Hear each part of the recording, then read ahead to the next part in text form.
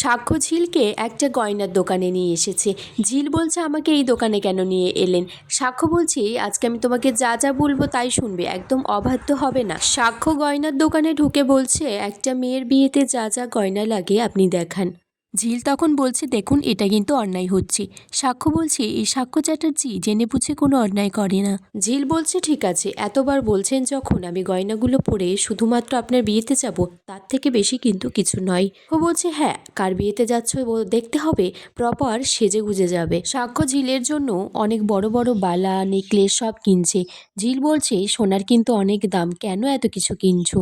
সাক্ষ্য বলছে, সোনার থেকেও তুমি বেশি দামি। তোমাকে তো বারবার পড়তে বলছি না, শুধু আজকের দিনটা, তারপর যদি মনে হয় তুমি আমার বউকে দিয়ে দিও সব গয়না। ঝিল বলছে, চৈতি ম্যামকে এই গয়নাগুলো নেবেন? সাক্ষ্য বলছে, নিশ্চয়ই নিয়ে নেবে, চৈতির গয়না খুব পছন্দ। তখন সাক্ষ্য ঝিলের বান্ধবীর কাছে ফোন করে, বলছে একটা লাল রঙের সুন্দর দেখে বেনারসি কিনতে, তোমার বান্ধবীকে নিয়ে এসেছি। তখন বলছে, কেন? ঝিল তো ব্যাঙ্গালোর চলে গিয়েছিল।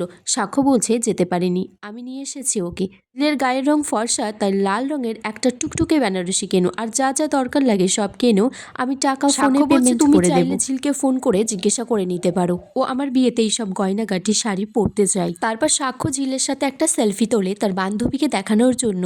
তখন ঝিল বলছে, কি আপনি সেলফি তুলছেন?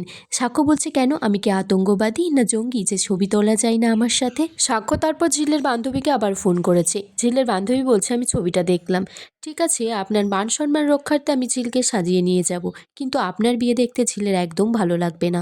ঝিল আপনাকে খুব ভালোবাসে। ও বলছে, ঠিক আছে, এটা তো আমাদের ব্যাপার, আমাদেরকে বুঝে নিতে দাও, আর তুমি চাইলে আমার একটা পার্লারের মেয়েকে পাঠিয়ে দিতে পারি। তখন মেয়েটি বলছে, আমাদের বস্তিতে পার্লারের মেয়ে আসবে? এটা আপনি কি করে ভাবলেন?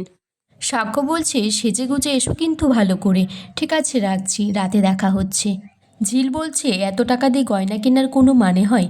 সাক্ষ্য বলছে, আমি জানি এই গয়নাগুলো তোমার একদম ইন্টারেস্ট নেই, সেই তো গয়নাগুলো আমার ঘরেই আসবে।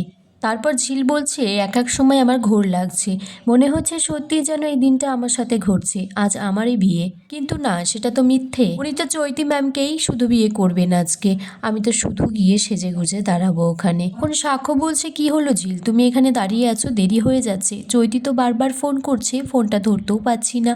তখন ঝিল বলছে, কেন? ফোনটা ধরুন আপনি। সাক্ষ্য বলছে, না, একেবারেই বাড়িতে গিয়ে ধরবো। আর এখানেই আজকের পর্ব শেষ হয়ে যায় বন্ধুরা।